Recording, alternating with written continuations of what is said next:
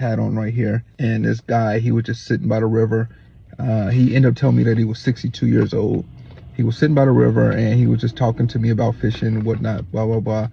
And then he went into talking about how God was working on him and things like that. And he ended up sharing his testimony. And he said that he was 62 years old and he lost his son 4 years ago at 36 years old to alcohol. He didn't tell me how or what. He said that alcohol took him out, and he lost his wife 2 years ago. So lost his son 4 years ago and lost his wife 2 years ago that he was married to for 17 years. And God had delivered him from drugs. And I don't know what type of drugs he was on.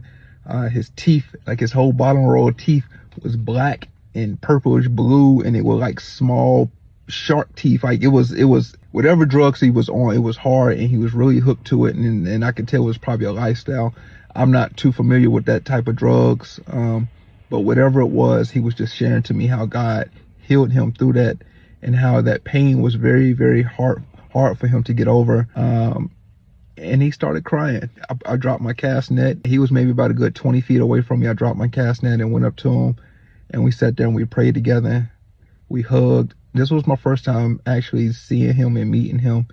I saw him, a few times when I came out there, but he would just come and sit by the river and just kind of watch and look. But God, placed me at that time, and I ended up spending most of my time sitting there talking to him and praying with him. And then he shared how when he was a boy, he was sexually abused. Like, this is the first time I'm meeting this guy, and he just started pouring out. And it is such a blessing that God uses you to help and encourage others. And no matter how old they are, what race or nationality they are, God really wants to use you. He really wants you to be a light in somebody else's life where darkness is consistently crowding them and just overshadowing them. The word says that darkness can't extinguish light, but light can always extinguish darkness no matter where it is. Just think about it. Whenever it's dark and a light walks into the room, it starts to brighten up.